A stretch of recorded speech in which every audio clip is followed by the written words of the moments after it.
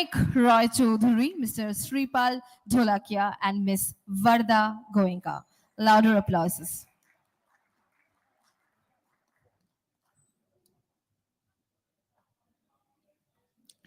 This is indeed a very special moment as ICC is about to give their token of honor and respect to the Diamonds of Kolkata for their outstanding contribution to the gem and jewelry industry. Starting with, would like to invite on the dais Mr. Shamur Kumar De, lovingly known as Babluda of the industry, who is a working president of SSBC. Can we have some louder applause, everybody? Welcome, sir, on the dais. We are so honored to have you and place this token of honor and appreciation on behalf of ICC.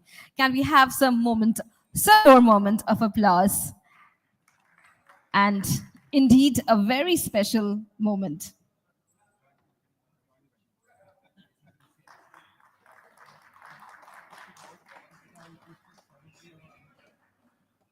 Thank you so much, sir.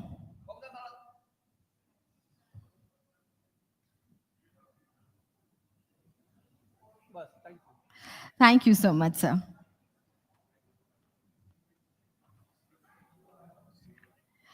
Would like to invite Mr. Pramod Dugar, State President of IBJA. Big round of applause, everybody.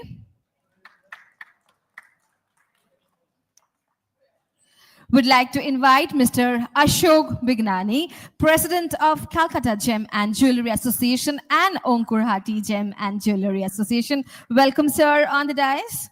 Yes, of course, applauses, as we are so glad to have you and present this honor.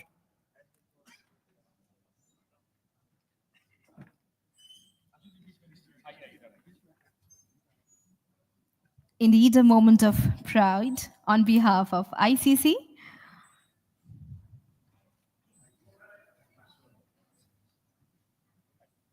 Applauses, everybody.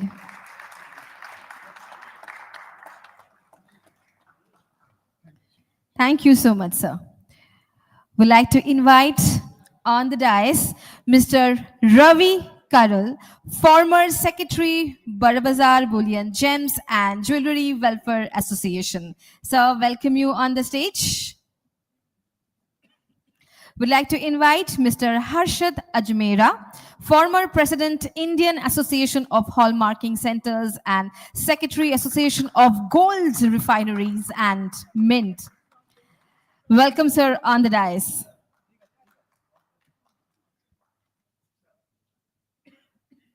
On behalf of ICC, token of honor, respect for your outstanding contribution. Big round of applause, everybody.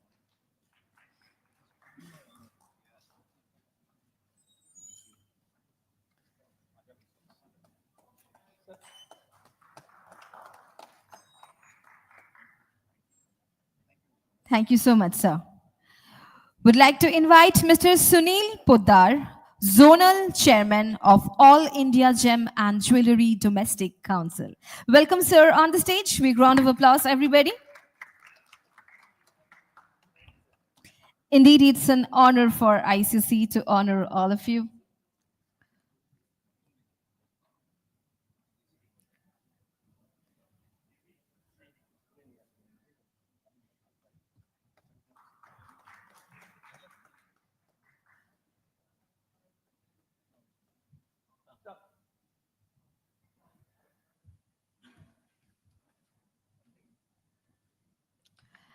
Thank you so much. We end this wonderful moment over here and directly go. Also, Mr. Pankaj Parekh, Regional Chairman, GJEPC, although he is not over here, so anybody on his behalf can take this moment of honor on behalf of ICC. Big round of applause.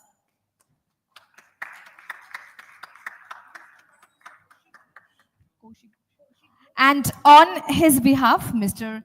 Kaushik Ghosh, Regional Head, is doing the honor of accepting this moment. Everybody, big round of applause.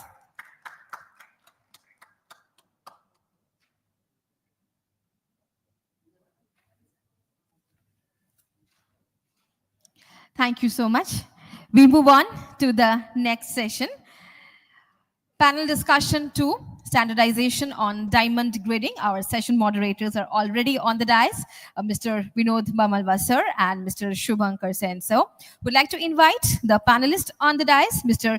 Jayant Kulkarni, Director, Market Development, GIA India Laboratory Private Limited. Welcome, sir, on the dais. Mr. Chirag Soni, Co-founder and Director, SGL Labs. Dr. Jitarani Udgata, Vice President, IDT Gemological Laboratories Worldwide Private Limited. Welcome, sir, on the stage. Mr. Yogesh Suryavanshi, Laboratory Manager, HRD Antwerp. Mr. Hitendra Mistry, Head of Jewelry Lab and Operations, International Gemological Institute. Welcome all of you on the stage.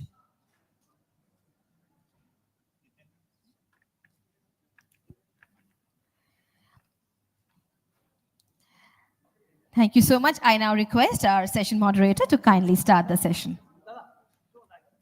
After a group photo, of course.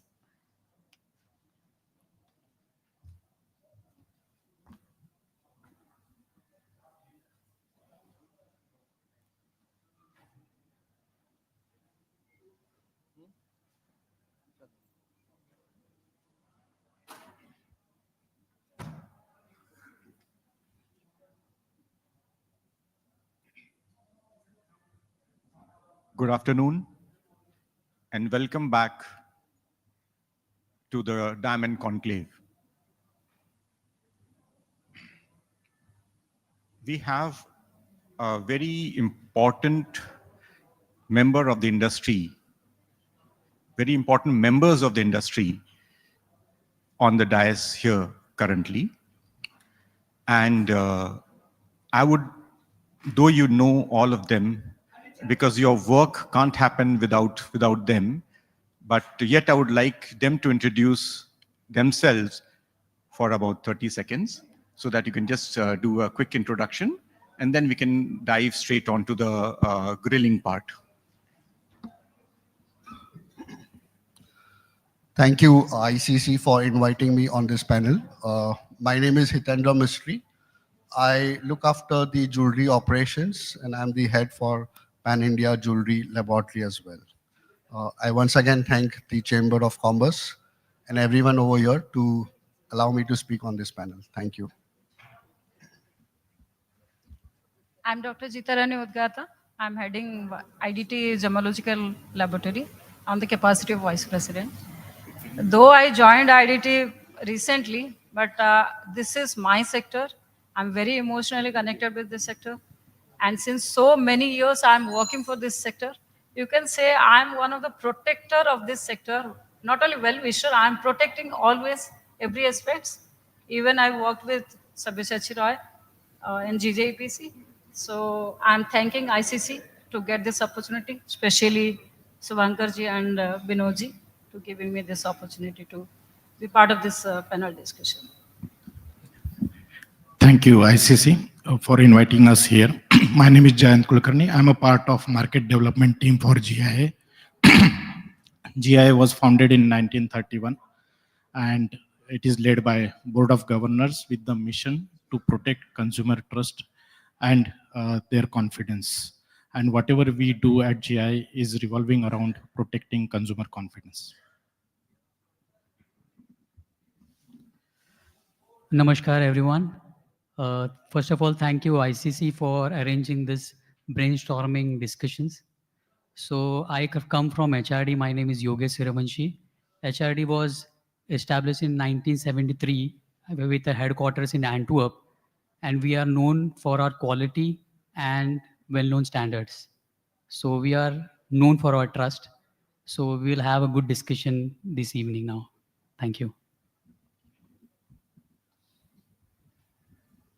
So I would like to begin the panel with on a slightly lighter note. So I have my daughter and my son sitting right there. and they know very well कि ये बात mummy से पूछने से हाँ होगी या ये बात पापा को पूछने से हाँ होगी. तो जब मेरे पास में डायमंड आता है, तब मेरे पास में एक चॉइसेस का बुफे लग जाता है कि ये मेरी बात कहाँ गिले, क्या ना, कहाँ मेरी बात बनेगी. इसको आईजीआई में भेजूं, जीआई में भेजूं, एचआरडी में भेजूं, आईडीटी में भेजूं, कहाँ मेरी दाल गलेगी. ये क्यों होता है? ऐसा क्यों होता है? ग्रेडिंग जो है, ग्रेडिंग एक साइंस है.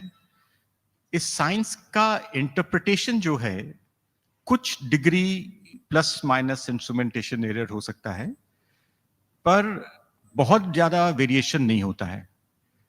इस टॉपिक के ऊपर में अगर जो पैनल है, अगर कुछ 30 सेकेंड अगर अपना पॉइंट रख पाएं तो बहुत अच्छी होगा.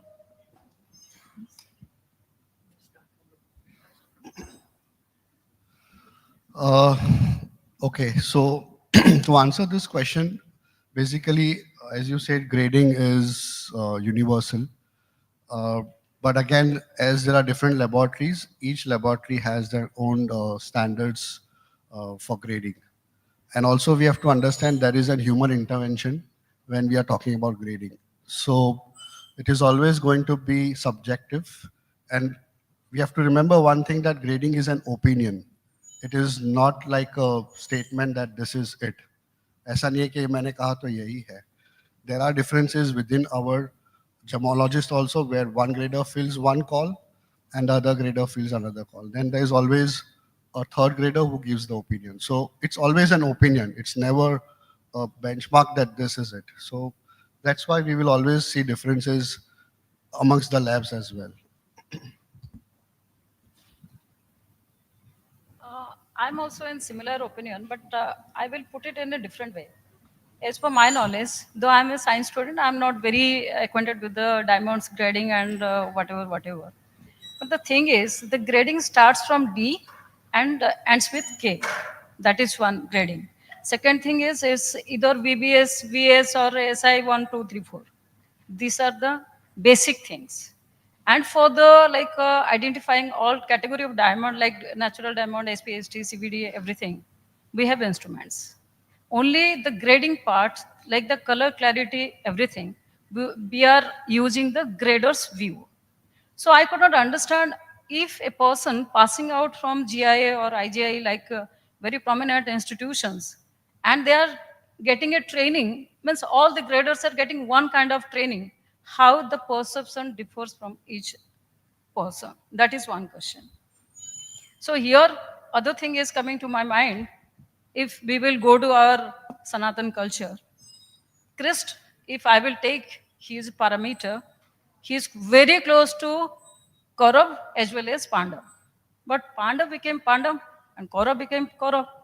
So somewhere I find the this is a product, and the laboratories are protectors of the quality.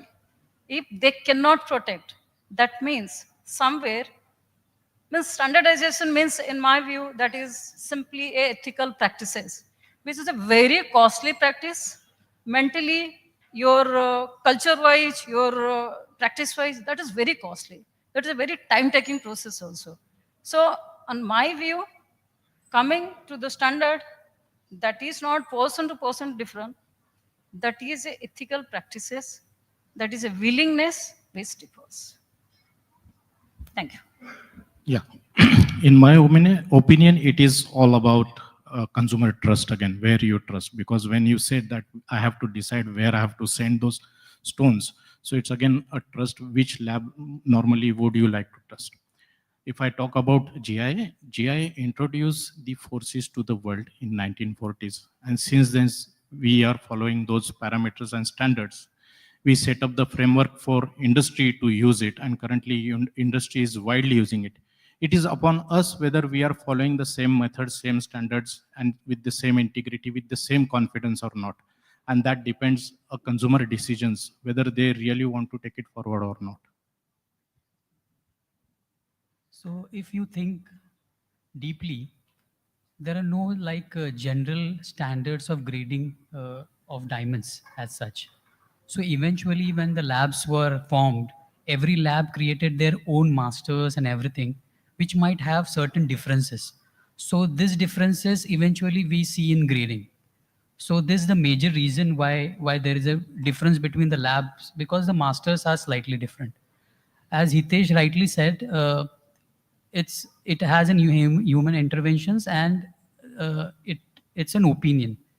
A person might think a call of a certain diamond XYZ today, he might think worser or lighter 2 days after also. So it's subjective. It is subjective to change. But what ma'am also said correctly, that every lab has their own standards, and their protocol is to safeguard that standards. And for any client or whoever the client is, they have to maintain the quality across the globe, the same thing. That's what my opinion is. Right.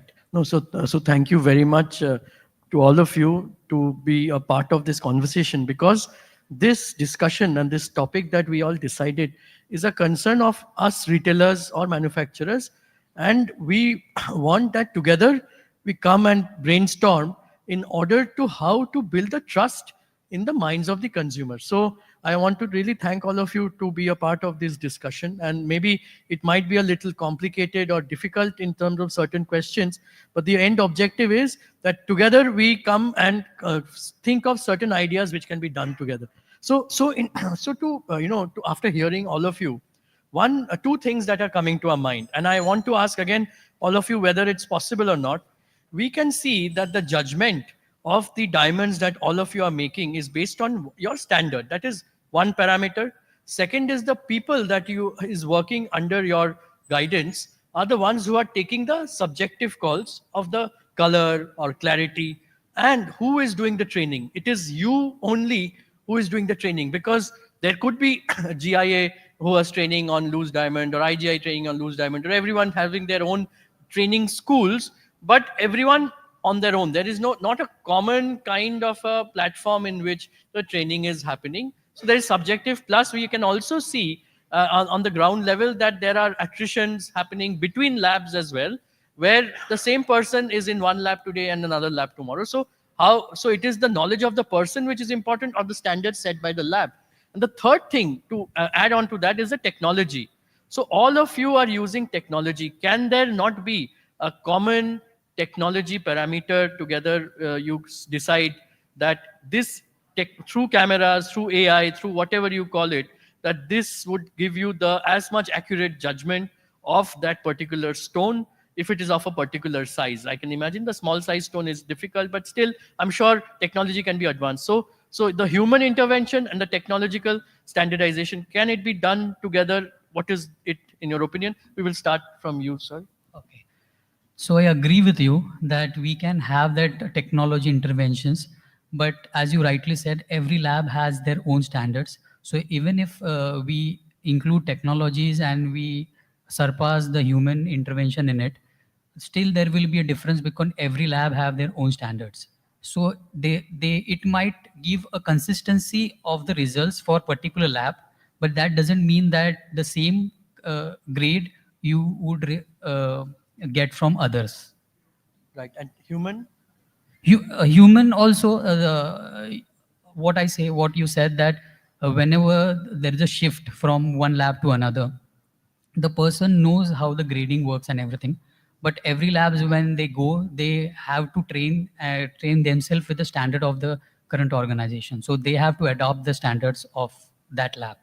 So they work with the standards and they have to adhere with that standards. That's what I can say. Right. Jayan bhai, GIA is known for its technology and it's older, but what is your opinion to the human part and technology part and what you're doing on it? Okay, it has to be used in the combination. GI use the combination. For example, identification purpose, we have advanced technology which is developed by GI. GI invest heavily on research and development. So far, so many years of 94 years of history in GI, they have continuously evolved with the upgradation of the technologies to cope with the recent advancement in the treatment and detection. About the human intervention, yes, certain parameters we still do with the human opinion, but there are ways how we handle it. Like not only one person takes a call, there are multiple layers of the seniority involved in the decision making of human intervention up, up till certain point and after certain point. There are different layers we follow.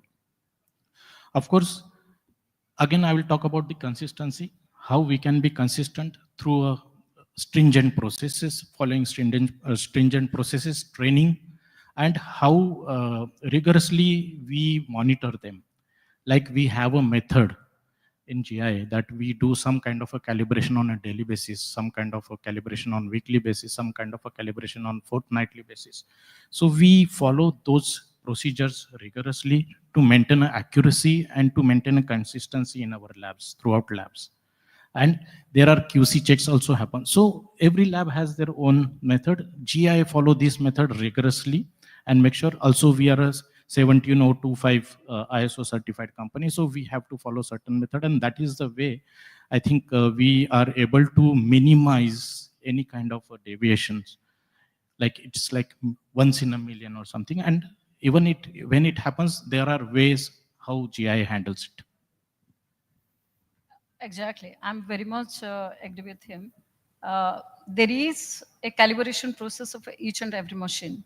So whether we are doing the calibration, that is one point. Second thing, the grading is a human part only. We cannot avoid at present. Maybe in tomorrow, day after tomorrow, we are trying for that. We can come with a machine only. So how we are handling our graders? Like in IDT, we are doing a DAP analysis process. That is dual assessing of the grading process. So one junior will check, and then that is 100% verified by a senior one. So somewhere we are minimize the process by our own practices. That is one point. Second thing is machine. Yes, machine calibration and machine accuracy that can be also mapped with certain. You can during the lunch time we are discussing about the like government intervention. So already in like our MD Gaurav Vishar, he has tied up and he has participated in multiple discussion of the this BIS standardization part. So we are referring to the government also, like hallmarking. You also come with some kind of diamond analysis method, so that the human intervention part is there, okay, fine, but that can be checked, that can be verified, and one kind of like a perception and threat, I can say this is one kind of threat, and check and balance can come to each and every laboratory's part, so that they may start this business to take a serious like note, because certification is not a joke. We are playing with the end consumer. We are playing the emotion and business of a retailer. However, we are facilitating for the unethical practices of the manufacturer. So this laboratory, if the laboratory is not serious, not doing their responsibility in a proper manner, that means they are disturbing the entire value chain. So somewhere I am also with the same opinion. There should be a calibration process. There should be a intervention of government, especially with the those parties not handled by the machine. Those parties having a mandatory human interference. And even I can extend this discussion to the next level. The especially the graders should have passed some government conducted exams, because if you understand, in custom department the custom valuers are passing the government exam. However, we are managing with the this diploma degree, that 3 months degree kind of things. And many, as per my knowledge, few laboratories are taking the graders without any certificate, like academic education. They simply go with the experience. So that is another point. So at present, one thing is for sure that we cannot avoid the human intervention of grading. Every lab is trying to achieve through AI the grading parameters in terms of color and clarity. But still today's date, we require a physical gemologist to grade any diamond today in this world.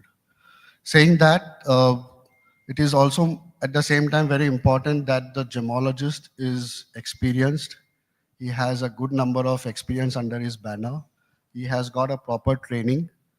Also, the lab which is operating, I think that today we have lots of labs mushrooming around in the country. But it is also important that each lab is equipped with proper equipments, modern technologies to identify the various kind of diamonds that we are getting today.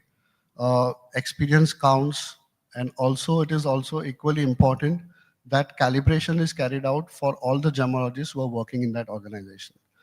So at IJ also, we are again an 1917-025 certified organization. We carry out regular calibrations for our gemologists. There are random checks happening on what they are grading. There are surprise visits which are happening at our various locations to understand that the grading is at par and uniform throughout. So yes, these are the points that I feel most of the labs should follow to avoid any deviation in the grading standards. Thank you. We'll dig a little bit deeper.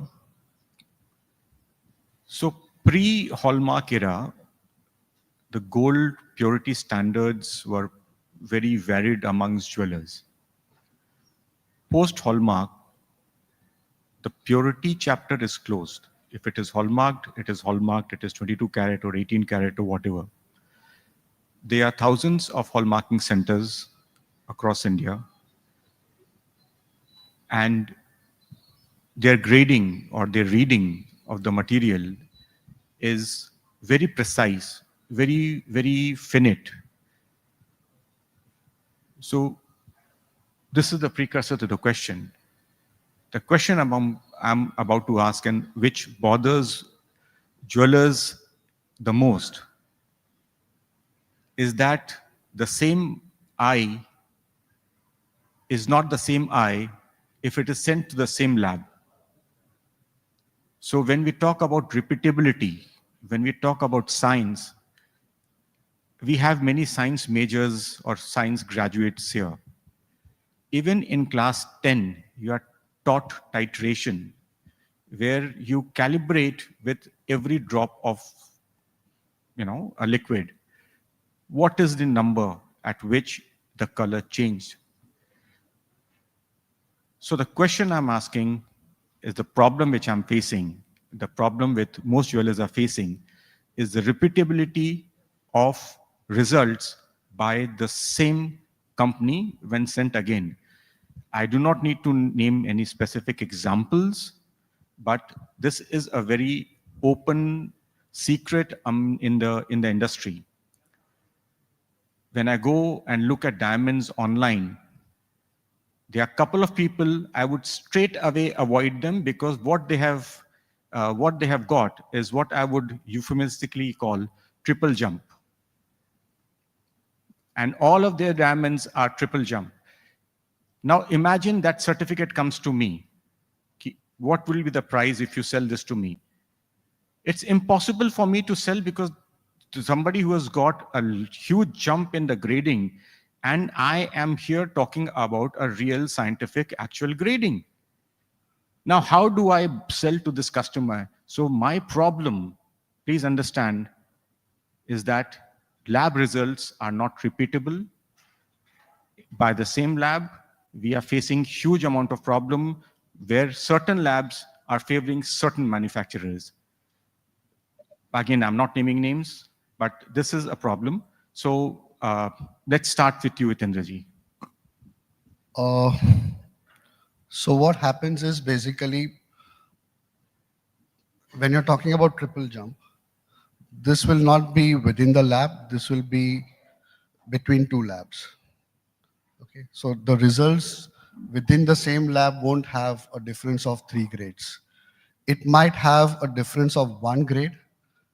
Again, the reason being that we know grading is subjective, and there might be borderline case stones where, you feel like, for example, an X color, and maybe it is like a borderline and it has a chance and it can be given better when again sent for a recheck or for the second time. So that's where you might find a deviation. But again, this percentage is not very high. Let me tell you that. This is not the routine practice. I mean, this is not what we see regularly in our labs. But yeah, at times we do find there might be a difference. But again, it's purely based on borderline stones. And when we are talking about a huge jump in either color or clarity or in the grades, it might be because of the two different labs involved in that case.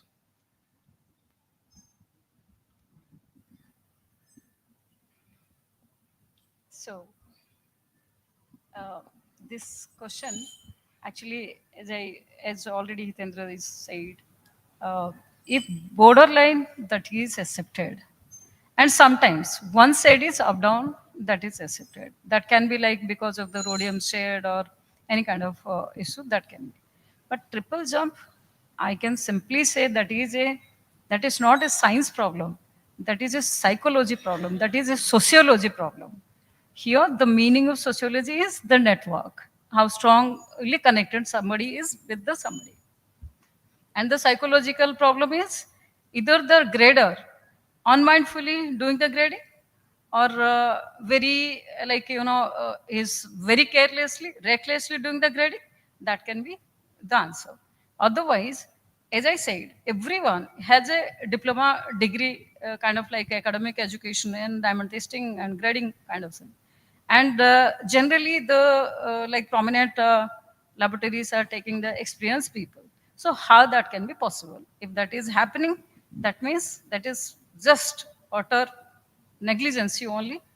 One side is accepted because that is a human interference measure, and there is parameters are there. Still, they are doing this kind of thing because of the rhodium plating, whatever.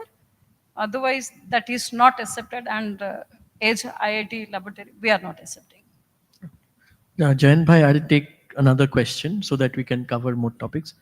Uh, See, all of you are members of various associations.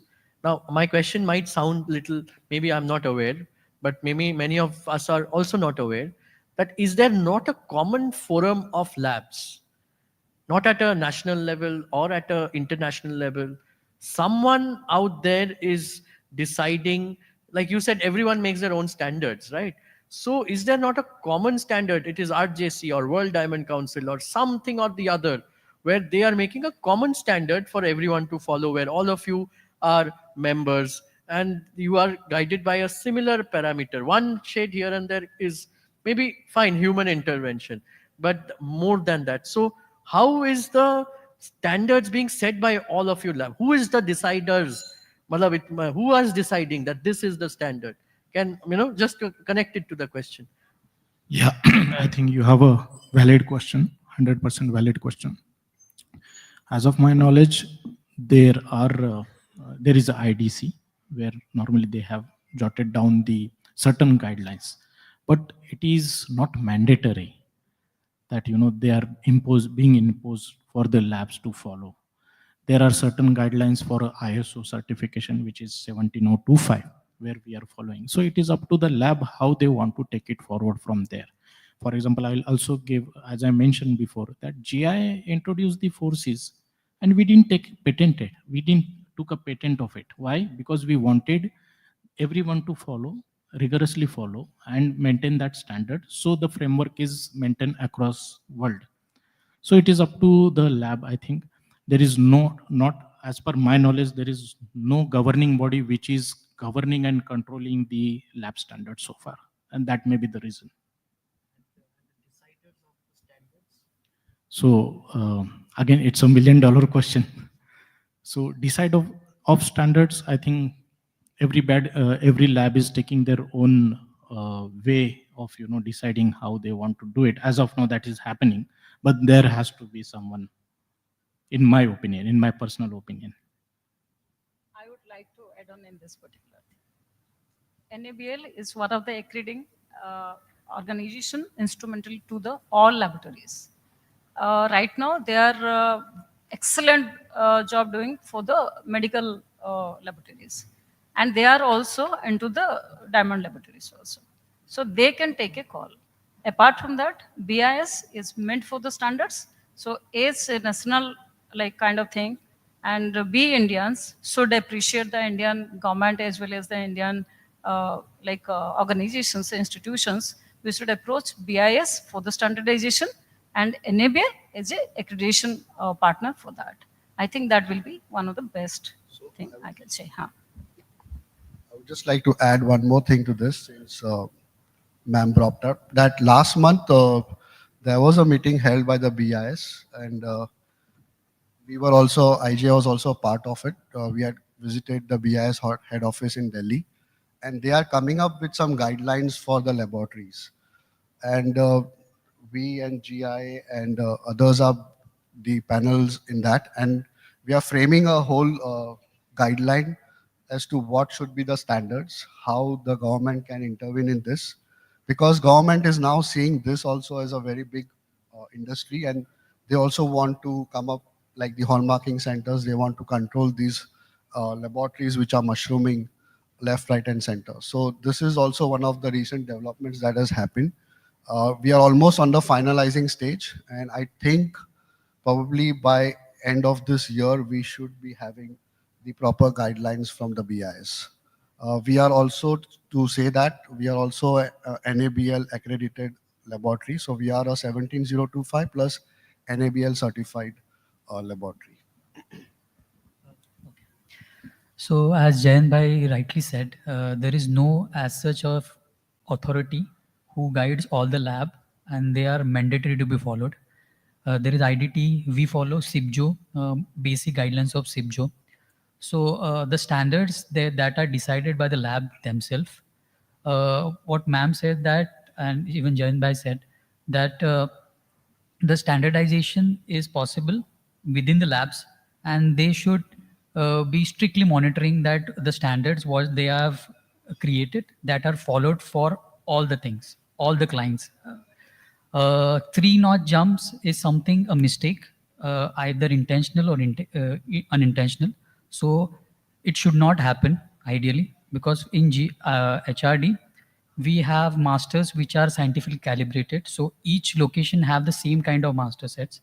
So whenever you compare with the master set, ideally the grader should have opinion nearby the same things. It should not cross 1 grade up and down. 3 grades is something which cannot be tolerated by any lab. We also have the random checks. We have a quality team who do daily considered amount of stones or jewelries, and we see that the graders are aligned to the standards set by the company. We shuffle our graders, the senior graders from Antwerp or even the senior graders from India. They visit other location. They randomly check the stones and see the interlab consistency. So we should not have that problem of 3 jumps or 4 jumps. That is not possible. That should not happen. And lastly, what we do, we grade considerable amount of stones at every lab independently, and then we compare the results and we see that which lab is standing where. And then if some lab is suppose slightly stricter or slightly lighter, we evaluate that and do the needful things there. So one thing, one thing just still remains gray is that which committee or who, like you say, SIBJO or some other, who is deciding the standards. And what I heard one year back is the standards are also changing. Maybe it is changing as per the supply of diamond from various parts of the world. Hemant Bhai Jayant Bhai will be the most perfect person to answer this. Like, see, standards also change based on various things also, because what standard maybe 3 years before was there, the standards change time to time. Correct me if I'm wrong. So when they take this kind of a decision, it's a very thoughtful and data-driven decision, if there is any. Right. So if that is been required, definitely I will give an example of just recently we changed the nomenclature for lab-grown diamonds. Right. You might have heard that, and Yes. they have day before yesterday, they disclose everything how they are going to go ahead with. So time to time they will take a decision whenever they feel. See, again, it's bringing down to the consumer confidence and protecting their interest. No, I take it from there, and Sabyasachi ji is here.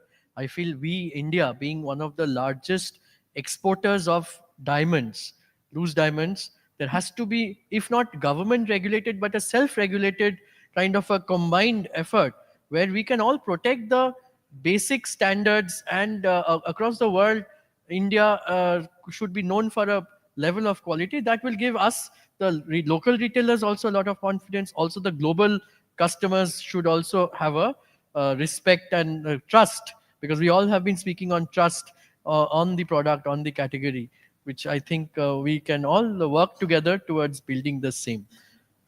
Yes. Like the mic, someone can give him a mic. Up,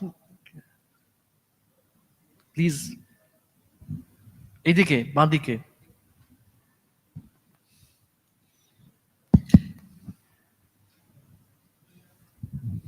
Thank you, Shubhankar. Of course, you were part of our board. I think you have forgotten. So, GJEPC was the body which went to the Consumer Affairs Ministry, Nidhi Khare, and we told that basically that time a lot of confusion was there, that how the lab-grown diamond will be addressed and how the natural diamond will be addressed. And based on that, we went to BIS and they formed a committee based on a recommendation, which is called Working Group 4 under the MTD 10. MTD 10, you are also, I think all GJC, all of us, it's a big committee which is part of that, who determined this Chapter 71 standards. Under that, they have formed a working group. That working group has already worked through the last 6 months. And for your information, they formed a committee. Committee was constituted of Indian Diamond Institute, GJEPC. There was one from consumer, from the consumer, and one from trade. Trade, Mr. Karel was there from Delhi, if all of you know. And from trade, I forgot one, I forgot the name. He was there. These 4 people and the BIS together. We have worked very hard with all the laboratories. The laboratories in the panel we have included is GIA. Then we have included IGI. Then there was GII in Bombay and IDI of Surat. We have come out with the lab standards. We have come out with the mounted jewelry standard. That mounted jewelry standard will be the first in the world. And we have also come to the diamond terminology. All this has been already uploaded in the BIS website. I can send you the links. That is there for public opinion. It will close on 18th of September. After that, they will notify it. So the laboratory standard, there was the 17001 of ISO standard. It was there for all type of labs. We have now derived it only for gemological labs, the standards, where all these questions I was hearing, that what exactly the qualification of the people will be there. All the things were, there. You can all go there and can download this. So it is coming very fast. I think by end of October, November, it will be notified. And then there will be a standard of India. And then how it will be made compulsory, that also will be working out, just like hallmarking. And by the end of the year, I think this will be compulsory. So in our trade, the standardized certification will come by the end of the day. That is a commitment of GJPC. Thank you. Thank you. Great. That gives a lot of confidence. And I think in the long run, it will build a lot of trust. One question, last question from my side before I hand over to Vinod Bhai, is that through the technology and machines that all of you have, can we completely trust the result of the machine when it comes to differentiating between the natural diamonds and the lab-grown diamond? It is a concern as retailers and as manufacturers also, that whether the machines that are there is fully covering that risk that is there in the industry. So if you want to add. I'll add a subsequent question to this. So many a times when in our machine we get a refer and we send this diamond out to the lab to get it further checked whether it's actually natural or not natural, sometimes the lab themselves are inconclusive. So this leaves us in a very delicate dilemma, whether to use that diamond or not to use that diamond, because the clarity is not there. So is there a way that we can overcome this problem? So first of all, to identify between a natural and lab grown, we require machines. Humans can't do that. So definitely machine is a requirement. Now how authentic and confirmed that machine can be is purely based on the technology, on the experience, on the scientific level, what you're putting in that machine, which can identify. We have to also know that today, uh, lab grown is a evolving technology. Before we used to get lab growns which were very simple to identify with very specific colors like red or orange, just to name, when we see it under a special kind of a machine. But today the technology is evolving, it's changing. So we find lab growns with very, very different patterns of growth patterns. So that is the point where you will have to constantly upgrade your machines. You will have to have the new technologies in place to identify such kind of latest lab grown diamonds. So yes, it is possible. You will only have to keep yourself updated. This diamond is a carbon compound, and we are checking whether diamond is natural or not. That is in the physics purpose. How much ray is going inside, and how is the reflection. So this is not a impossible thing.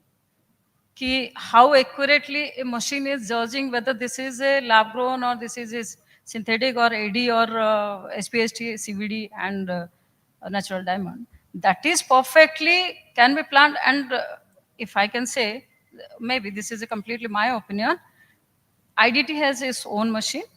When IDT make that machine, we took 2-3 years continuously to do the proper R&D. So what kind of like UV rays needed to identify all these kind of like different stones, and what should be the software mechanism we need to control that machines. So I don't feel this is a rocket science. This is very means if somebody has the basic kind of like a technically capable person or a good mechanical engineer, that can be happened. And I am very sure, very confident, we are putting the fifth C to the 4C of GIA. So that is confidence. From this question, I would like to, bifurcate into three, which is one is D2Z diamond, then colored diamonds and gemstones. So when it comes to identification process, GI use a combination of advanced technology, including Raman. I'm not a gemologist, but I can tell you, those are like we use a Raman spectroscopy, photoluminescence, combination of UV and other technological advancement instrument, whatever we have. So when it comes to D2Z diamond, identifying or separating those from the lab grown and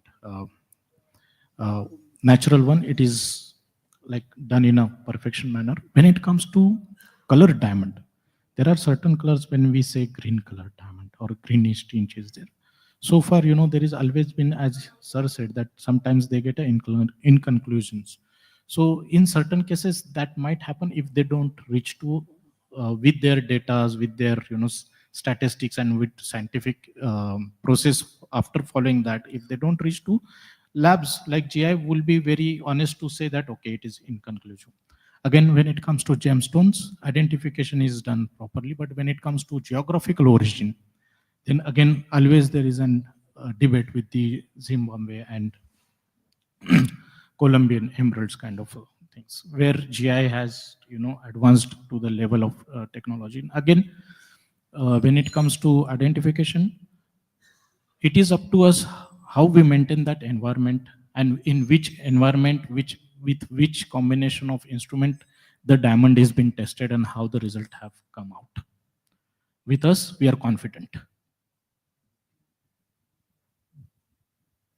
So as far as differentiating between lab-grown diamonds and natural diamonds, HRD also uses a combination of different technologies, may it be photoluminescence or phosphofluorescence or spectroscopy or Raman spectroscopy. So combination of this, we are also confident that we can bifurcate between natural diamond and lab-grown diamond. Certain cases, as Jain Bhai said, that certain cases it might be possible that any of the equipments don't give a conclusive idea for certain diamonds, but they are very rare. So as per us now, we can differentiate between natural diamonds and lab grown diamonds. But as Hitesh said, this technology is evolving. So every lab's responsibility is that they have to evolve their research department as the time grows to identify and to make sure that what certification and what trust they are giving to the end consumer that retains. So what I gather is sometimes when I get inconclusive is because the data has not yet been uploaded or gathered enough to make a substantial difference. So, great. So before we open up to the floor, I have one small question, not a very difficult, very easy. So in the last 3 years, can you, say the split between the natural diamond and the lab grown diamond? What has been your percentage split? I don't need numbers, but earlier it was 10, now it's 15 or whatever. So just a split to know that where it's heading. So if you could start with Hitendra. In terms of in terms of certification. So 3 years back, of course, everyone will have the same answer. Naturals was more. We were doing almost, I can say, 85 to 90% naturals and around 10% lab growns. Today, the entire scenario has changed. Today, it's, I think we are predominantly doing almost 65 to 70% lab growns and 30% as naturals. But again, with our combined effort and along with DBS, we hope to see the graph curve again back towards natural. Is this an international kind of yes, data? yeah, it's the global data that I'm sharing with you for IGI. Right. We are mostly handling the natural diamonds. If I can say my percentage, because we are covering the Middle East, there the lab-grown diamond concept has not come yet. Means that is not very appreciated. So our percentage somewhere 90% natural and 10% lab-grown. With GI, naturals are way ahead of lab grown. That is what I can say. Take a conscious decision of not grading lab grown. No, we don't say we don't grade lab growns. We grade lab growns, but now with a new nomenclature. Yeah, we will still issue our reports, and we, of course, whenever it appears, but with the new nomenclature in the standard and premium form. For HRD, in 3 years, nothing has changed much. We hardly grade any lab-grown diamonds. It might not cross 5% of our total diamonds what we grade. So what management of our decided is from 26 we won't be grading lab-grown diamonds loose. So we'll be completely focusing on natural diamonds from January 2026. We will be only grading lab-grown jewelries. We will be continuing because it is something different. It is a business between a B2C, and the customer should be knowing that whatever they are buying, they are actually lab-grown diamond or simulant. So that's why we will be continuing grading mounted jewelries, but from January we won't be grading lab-grown diamonds. Great. So before opening up to the floor, we just want to thank all of you. We want to ensure that we love our certification agencies. We trust our certification agencies. Confusions are there. And I think the endeavor of all of us on the platform is how much, and like what Sabyasachi ji said, that we all come together for the betterment of the industry and to gain more trust of the consumers and do everything transparently. Yes. And I would also like to thank all the panelists here, because you are the gatekeepers of our industry. And without you, there would be mayhem. So thank you so much for being the guardians of our industry. So any questions, if anyone want to?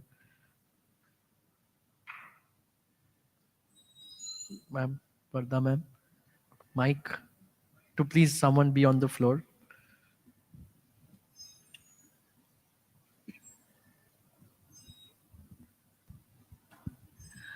I just wanted to ask something what Vinod Bhai has said, that we receive something like inconclusive, like in a colored diamond, we receive undetermined. So what do we do after that? This is a lab grown or this is real? What do we do? Do we sell? We don't sell? It's zero. That's a question I want to ask. Like, what do we do after that? So again, it's a $1 million question. We have lots of millions here. Yeah. So millionaires around the globe. Actually, lab will give whatever results, because before giving any inconclusive reports, they make sure that it has gone through all the tests, whatever is been required for them to come to a conclusion. No labs will like कि हाँ ये inconclusive ऐसे दे दिया, until unless they don't have really a data to produce, saying that it is not a confident data.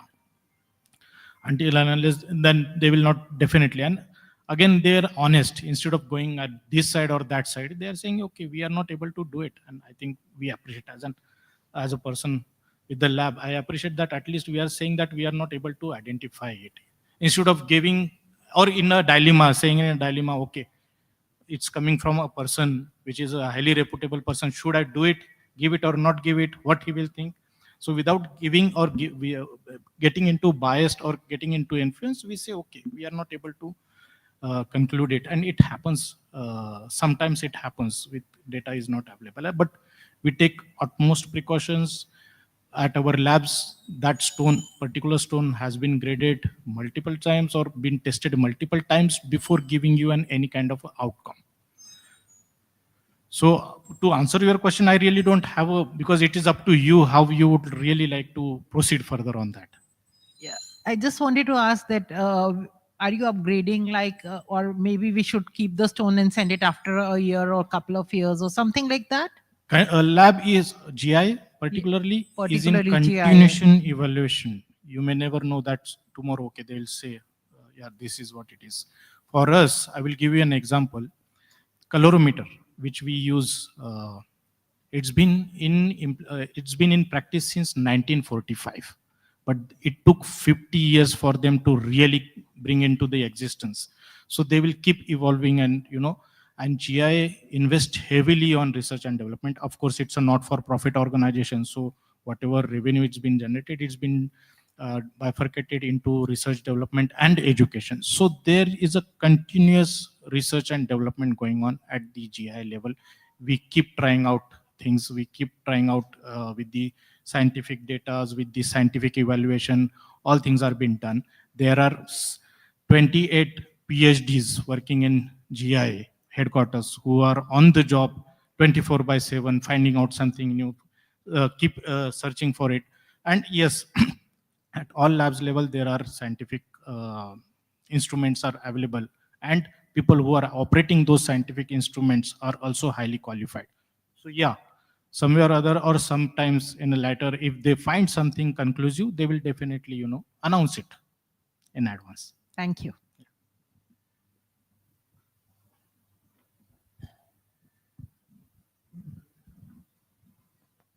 Here, please, mic. Where is the mic, man?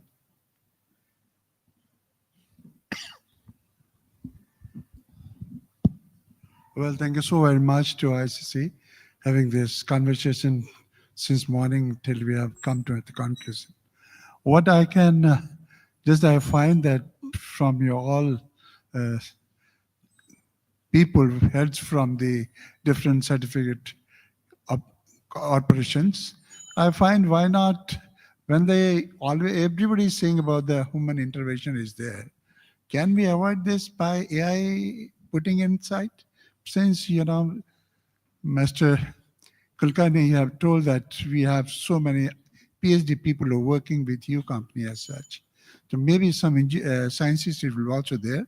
So if it's possible, maybe it's again what I'm saying, maybe it's dream or whatsoever it is. But now the AI intervention is doing in all subjects. The robots are also there, robotic sensors are there. So I think if it become, because ultimately we are selling this product for the generations. So they must have carry on the trust, once you're talking about the natural diamond, because this is asset again. So look forward for this if anything can happen. Thank you so very much. Thank you. Sir, we have noted your feedback.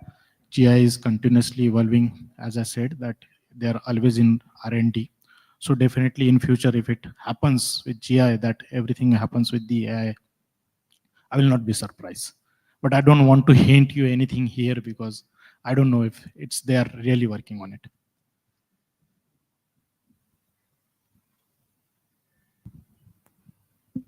One big conclave is going to happen in 2nd and 3rd September in Delhi about these chips and everything. If anybody is interested, can go. I think there's 27 countries are participating in this particular conclave in Delhi.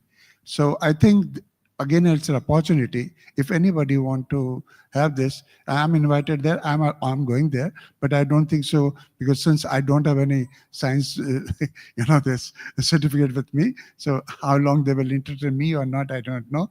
But this is an opportunity that yes, when this particular session is going to be started by Honorable Prime Minister again.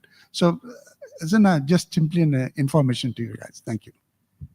Thank you. Thank you. Yes, So, Mr. Shomik. Just wanted to ask you, in diamond grading, what is the role of fluorescence and non-fluorescence? Like a stone having a fluorescence or a non-fluorescence, the pricing differs. Should it differ? So fluorescence is giving a opaque kind of thing. If it is non-fluorescent, the diamond quality is better. So it may give you a pricing kind of differentiation. So non-fluorescent diamond is always better than the fluorescent diamond. That is the thing. I would just like to add something on this. We have to understand fluorescence is a natural phenomena. It occurs naturally in Mother Earth, and we cannot avoid this. What happens is that when you have a stone which is like a strong fluorescence, it is actually masking the actual color of the diamond, and it makes your diamond look little better in terms of color. Okay, so when you see a strong fluorescent stone with the naked eye, it probably will give you an impression of a higher color or a better color. Okay, but at the same time, it looks little hazy when observed for clarity because it looks like a little milky or cloudy kind of an appearance. But there are always ways of marketing such kind of stones. I knew a person in US who used to buy these kind of strong fluorescent stones at discounted price, okay, and set them in jewelry, and then used to market them saying as glow diamonds. And when you wear such kind of bracelets or rings and go to the nightclubs, under these UV lights, these diamonds used to glow, and he used to sell those kind of jewelries at premium. So there is always a way of marketing your strong fluorescent stones also. from a GI point of view, it is a characteristics, and we grade color separately from the fluorescence. But GI will, from the GI point of view, they will never say that whether it's a bad or whether it's a good. As he mentioned, Hitendra mentioned, it's a natural phenomena and which we cannot avoid. We just grade as a characteristic in the reports. For HRD also, it's a natural phenomena. What ma'am and Hitesh said that it may impact clarity or color observation. If it is very, very strong, it may look hazy and it might look milky, but it is not always the possibility. If it is lower than stronger, medium and strong, it might not be visible naked eye. But for sure, for some diamonds, when there is a very, very strong fluorescence, it affects color. The color might look slightly better.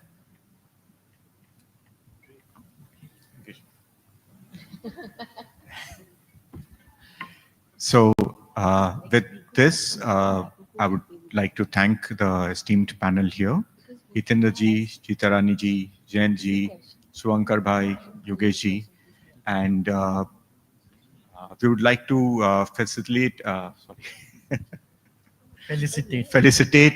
our our esteemed guests. So may I request, Yes.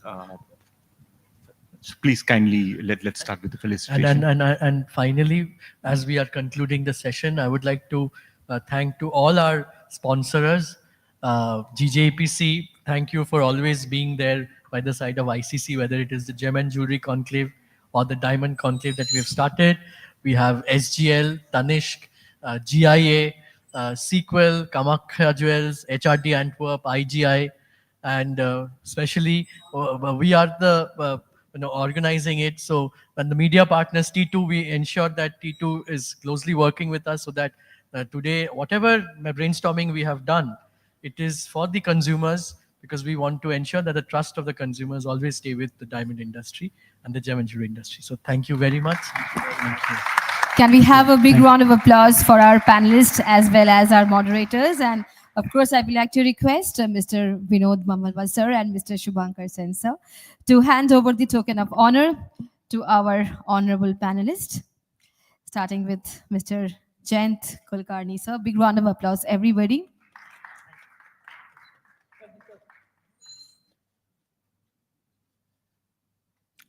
Mr. Chirag Soni, so Mr. Jitarani Udgata, sir. Can we have some louder applause, please?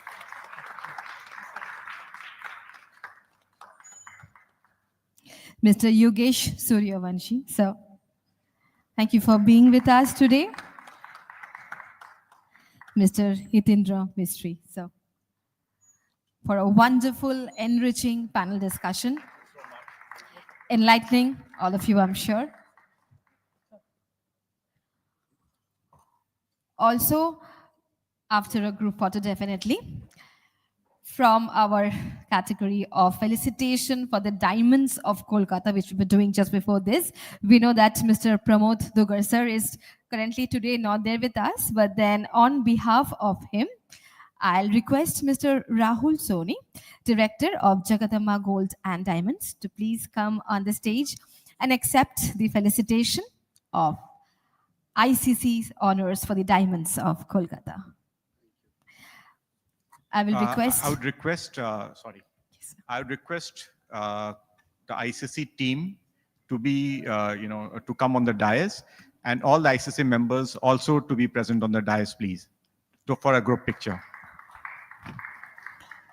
Can we have some louder applause? Thank you so much, sir. And definitely all the team members on the dais for a group picture as we end beautifully ICC Diamond Conclave 2.0. Thank you so much. Yeah, and the sponsors, please. This is for the memories. So, Amit ji, Sabyasachi ji, please, from IGI, from SGN. I would also like to thank the ICC committee, Pooja ji and her team for organizing this wonderful conclave. It's a lot of hard work, a lot of effort which go behind the scenes. We may appreciate, we may not appreciate, but please, we have, we have heartfelt thanks to you.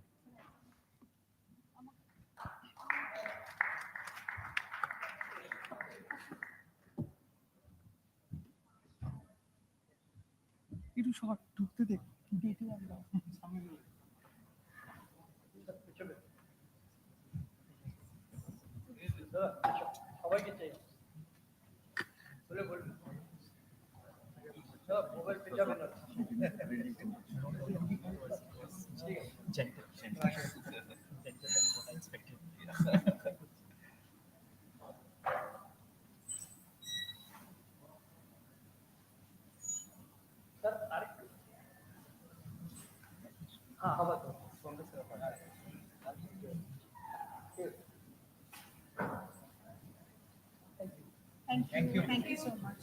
Thank you so much. Thank you so much. Yes. Your team should be. अच्छा,